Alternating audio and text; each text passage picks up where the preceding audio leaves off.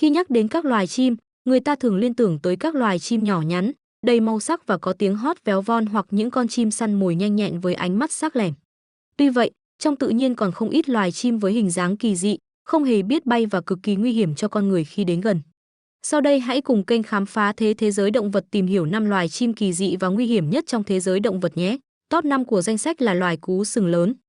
Cú sừng là một trong những loài cú phổ biến nhất ở Bắc Mỹ.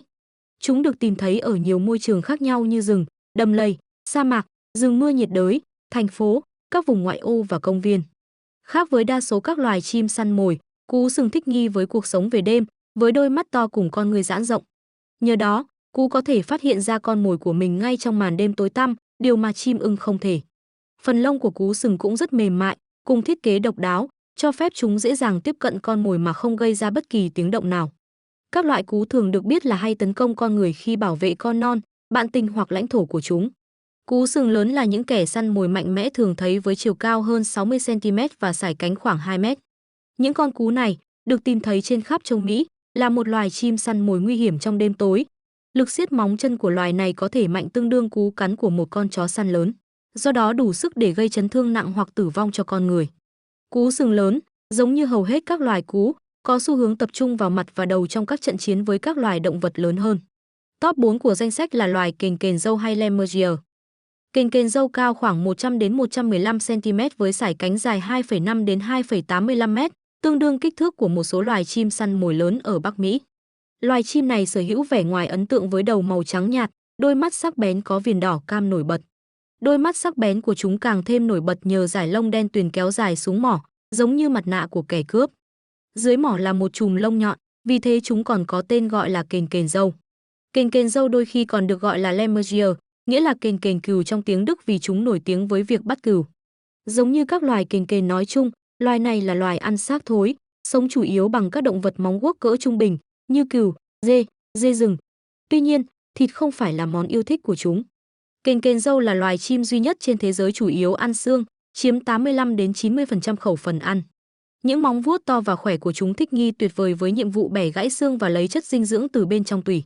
Chúng cũng được trang bị một chiếc dạ dày chứa đầy axit mạnh đến mức không thể tin được, giúp phá vỡ mùi vị bất thường của thức ăn. Nếu xương quá lớn để nuốt, kền kền râu sẽ bay lên độ cao lớn và thả phần còn lại xuống bề mặt đá, bẻ chúng thành những miếng vừa ăn. Vì lý do này mà chúng được gọi là kẻ phá xương. Top 3 của danh sách là loài emu. Châu Úc có một loài chim khổng lồ, to như đà điểu, tên khoa học là Casuaridae. Chúng có thể cao hơn 2 mét và nặng đến 1 tạ. Loài emu có kích thước và cân nặng chỉ kém đà điểu châu Phi. Chúng khá giống với đà điểu châu Phi nhưng hoàn toàn không có họ với loài chim chạy xứ nóng. Loài chim này ưa thích những cánh rừng nhiệt đới. Chúng khá hiền lành, tuy nhiên, chúng cũng rất nguy hiểm khi bị dồn vào thế đường cùng. Chúng sẵn sàng xông vào đối thủ mổ tới tấp, thậm chí nhảy vọt lên không trung đá kẻ thù như những chú gà chọi.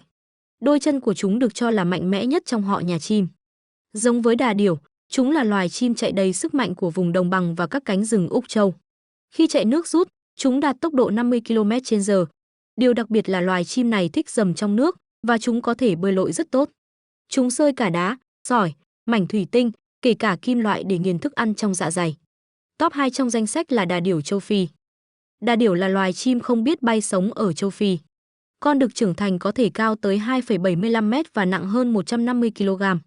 Đà điểu có thể được nhìn thấy riêng lẻ, từng cặp, thành đàn nhỏ hoặc đàn lớn tùy thuộc vào mùa. Loài chim này dựa vào đôi chân khỏe mạnh để thoát khỏi kẻ thù, chủ yếu là con người và các loài ăn thịt lớn hơn. Một con đà điểu khi đang sợ hãi có thể đạt được tốc độ lên tới 72,5 km/h. Nếu bị dồn vào chân tường, nó có thể tung ra những cú đá nguy hiểm có khả năng giết chết sư tử và những kẻ săn mồi lớn khác. Sở hữu khả năng nghe nhìn thính nhạy, loài chim này có thể phát hiện các loài thú săn mồi ở khoảng cách rất xa. Chúng sử dụng tiếng rít và những âm thanh khác lạ để tấn công kẻ thù, đánh chiếm lãnh thổ và quyến rũ con mái. Chính vì thế đà điểu trở thành loài chim nguy hiểm, và đừng dại gì mà đụng vào lãnh thổ của loài này nhé. Top 1 của danh sách là loài chim cassowary. Cassowary còn được biết đến với tên gọi đà điểu đầu mát. Chúng có hình dáng giống đà điểu nhưng nhỏ hơn, thường có chiều cao từ 1,7 đến 1,8 m, thậm chí một số cá thể có thể cao tới 2 m. Cơ thể của đà điểu cassowary được phủ lông đen, đầu và cổ có màu sáng. Mặt của chúng có màu xanh biển và sở hữu các thùy thịt đỏ treo quanh cổ. Mũ trên đầu của đà điểu cassowary hoàn toàn khác biệt so với các loài chim và gia cầm khác, thay vì là thịt, nó được tạo thành từ chất liệu giống sừng và rỗng bên trong.